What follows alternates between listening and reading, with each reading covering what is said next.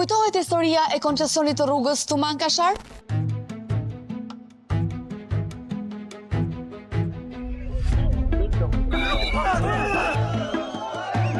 Një ditë bukur zgjoni dhe jemi bllokuar. Kemi fantomet para shtëpisë. Sa krime janë bërë nga dorë e kësaj qeverie? Ne kemi humbur numrimin. Një segment me gjatësi 21 kilometra, i ndërtuar si investim privat, ku në këmbim kompania merr të drejtën për të vjel tarifën e kalimit nga automjetet për 35 vjet. Procedurat ligjore të zbatuara nga qeveria për miratimin e këtij koncesioni mbanin shkelje të shumta. Në tenderin që u hap për dhënien e ndërtimit të rrugës, parashikohej një investim në vlerë 225 milion euro pa TVSH nga operatori privat dhe në fund të 13 viteve, buxheti i shtetit do të detyrohej të paguante 455 milion euro, 230 milion euro më shumë se vlera e investimit.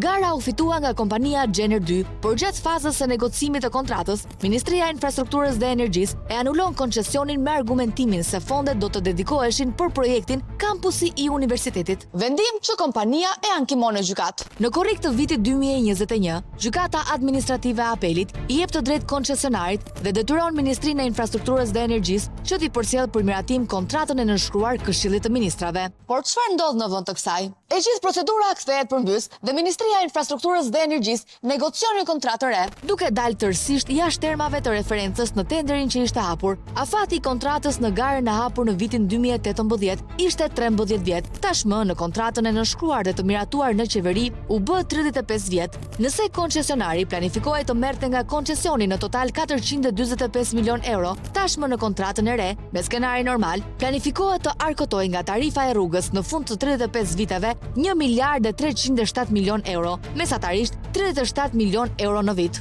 Në garën e hapur në vitin 2018, dokumentat e tenderit specifikonin qartë se nuk do të vendosej asnjë tarif e aq më tepër të lejohej koncesionari që ta vilte atë. Tashmë kontrata e re lejonte vendosin e traut me pagesë për kalimin e automjeteve, sipas të cilës tarifat e kalimit do të ishin 2.5 euro me TVSH për autoveturat, 6.3 euro për mjetet e rënda, si kamion dhe autobus, 8.8 euro për mjete me më shumë se 4 akse dhe 1.8 euro për ato të lehtat. Dalja nga kushtet thelbësore të tenderit, jo vetëm që shkeli me të dyja këmbët ligjin për koncesionet dhe partneritet publik-privat, por i mohoi të drejtën dhe pjesëmarrësve të tjerë në garë që të jepnin ofertën e tyre. Ndaj, a do ta dim ndonjëherë nëse operatorët konkurrues mund të kenë ofruar më pak se tarifa 2.5 euro që u vendos në tavolinë mes koncesionarit dhe ministrisë?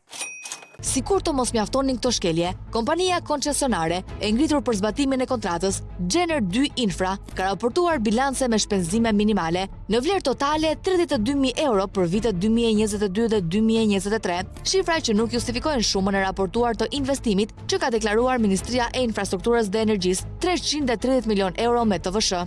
Madje, kompania rezulton të ketë dorëzuar vetëm bilancin e vitit 2023, kur tashmë jemi në vitin 2026 dhe duhet që të ishin edhe të dhënat e pasqyrave financiare të vitit 2025. Këto të dhëna janë të rëndësishme, pasi jo vetëm që janë detyrim për të deklaruar nga çdo biznes, por në këtë rast kemi të bëjmë me kompani që vjelin të ardhura publike dhe që siç na rezulton nuk kontrollohen nga askush. E nisur nga mungesa e kontrollit, koncesionari, i cili parashikon të arkotojë 1 miliard e 307 milion euro në 35 vite, ku nëse zbriten shpenzimet e investimit, mirëmbajtjes dhe operimit, fitimi planifikohet të jetë 575 milion euro në fund të kontratës, ka nisur të bëjë një hile të vogël me kursin e këmbimit. Nëse kalon në traun e rrugës Tuman Kashar, tabela tregon qartë se sa është vlera e pagesës për kalimin në rrugë. Nëse e përshkon të gjithën dhe jo me dalje nga rinasi, vlera që duhet paguar në monedën euro është 2.5 euro, e ndarë në 2.1 euro tarif për koncesionarin dhe 0.4 euro TVSH.